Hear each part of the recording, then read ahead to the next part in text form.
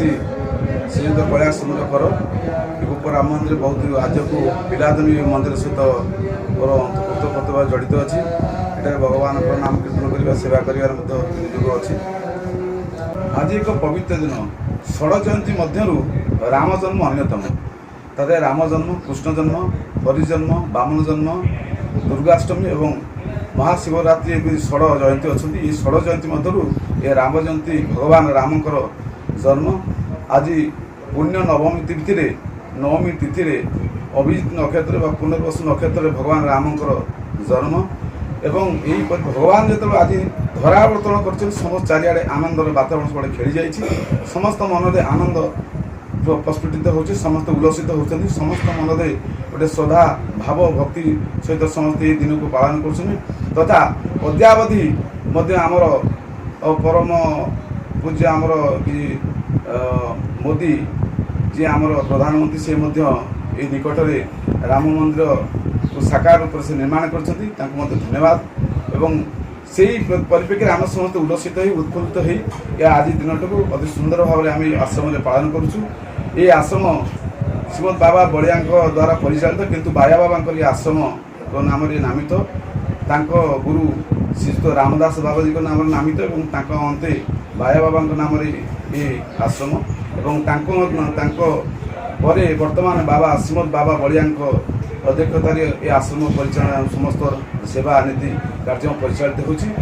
ଏବଂ ଆଜି ଏହି ଦିନଟିକୁ ଭଗବାନଙ୍କର ଜନ୍ମତିଥିରେ ଆନନ୍ଦରେ ପାଳନ କରିବା ପାଇଁ ସମସ୍ତେ ଏକତ୍ରିତ ଅଛନ୍ତି। ଏଠାରେ ଘୃତ ଯଜ୍ଞ, ଆହୁତି ଯଜ୍ଞ, ନାମ ଯଜ୍ଞ, ଅନ୍ନ ଯଜ୍ଞ ଏମିତି ବିଭିନ୍ନ ପ୍ରକାର ଯଜ୍ଞ ପାଳନ କରାଯାଉଛି।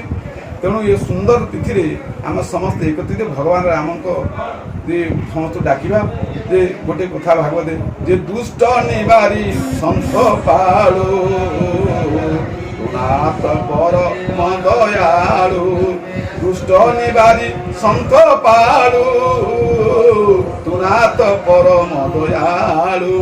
ସେ ଭଗବାନ ଦୁଷ୍ଟଙ୍କୁ ଦମନ କରିବା ପାଇଁ, ରାବଣକୁ ନିହତ କରିବା ପାଇଁ ଏବଂ ସମସ୍ତ ଦୁଷ୍ଟ ରାକ୍ଷସମାନଙ୍କୁ ନିବାରଣ କରିବା ପାଇଁ, ତାଙ୍କୁ ନିହତ କରିବା କରି ଏ ସୃଷ୍ଟିରେ ସମସ୍ତ ସାଧୁ ସନ୍ତମାନଙ୍କର ସେ ଧର୍ମ ରକ୍ଷା ତାଙ୍କର କେମିତି ରହିପାରିବ, ସେମାନେ କେମିତି ସୁନ୍ଦର ଭାବେ ଜୀବନ କରିପାରିବେ ଏବଂ ସେମାନେ କରି ଭଗବାନଙ୍କ ପଥରେ ଭଗବାନଙ୍କୁ ଡାକିପାରିବେ ଏବଂ ତାଙ୍କର ଭଜନ କରିବେ, କୀର୍ତ୍ତନ କରିପାରିବେ।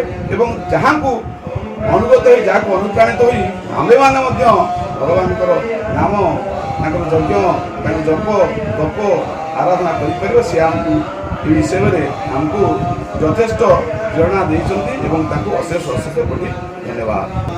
ପବିତ୍ର ଦିନରେ ଭଗବାନଙ୍କ ଆଶୀର୍ବାଦ ନେବା ପାଇଁ ସମସ୍ତ ଜନତା, ନେତା, ଦର୍ଶକ, ଭକ୍ତ, ସାଧୁସଙ୍ଗ ସମସ୍ତେ ଭଗବାନଙ୍କର ସାନ୍ନିଧ୍ୟ ଲାଭ କରିବା ପାଇଁ ସମସ୍ତେ ଆସିଲେ। ଏହି ପରିପ୍ରେକ୍ଷୀରେ ଆମର ରାଜନେତାମାନେ ଯେଉଁମାନେ ଆଶାୟୀ ପ୍ରାର୍ଥୀ ସେମାନେ ମଧ୍ୟ ଭଗବାନଙ୍କର ଆଶୀଷ ଲାଭ କରିବାକୁ ଆସିଛନ୍ତି ଏ ଜାଗାରେ ଏବଂ ସେମାନଙ୍କର ମଧ୍ୟ ଆଜି ଭିଡ଼ ମଧ୍ୟ ପରିଲକ୍ଷିତ। ସେମାନେ ମଧ୍ୟ ଭଗବାନଙ୍କର ଆଶୀର୍ବାଦ ନେବା ପାଇଁ ଆସିଛନ୍ତି ଏବଂ ଏହି ପରିପ୍ରେକ୍ଷୀରେ ସେମାନେ ଯଜ୍ଞ ହେଉଛି ତାକୁ ମଧ୍ୟ ଦର୍ଶନ କରୁଛନ୍ତି, ତାଙ୍କୁ ମଧ୍ୟ ତାର ଆନନ୍ଦ ନେଉଛନ୍ତି ଏବଂ ସମସ୍ତ ଜନସାଧାରଣମାନଙ୍କ ସହିତ ଭେଟିବା ସହିତ ତାଙ୍କ ସହିତ ମଧ୍ୟ ଆଲୋଚନା କରୁଛନ୍ତି, ତାଙ୍କର ଭଲ ମନ୍ଦ ସୁଖ ଦୁଃଖ କଥା ବୁଝୁଛନ୍ତି। ତେଣୁ ଏ ଆମର ପରମ ଭାଗ୍ୟ, ଯାହା ଭଗବାନଙ୍କୁ ପ୍ରାର୍ଥ୍ୟ କରି ସମସ୍ତ ନେତାମାନେ, ସମସ୍ତ ଭକ୍ତମାନେ, ସାଧୁ ସନ୍ତମାନେ ଏହି ଜାଗାକୁ ପଦାର୍ପଣ କରୁଥିବାରୁ ଆମେ ନିଜକୁ ଧନ୍ୟ ମନେ କରୁଛୁ।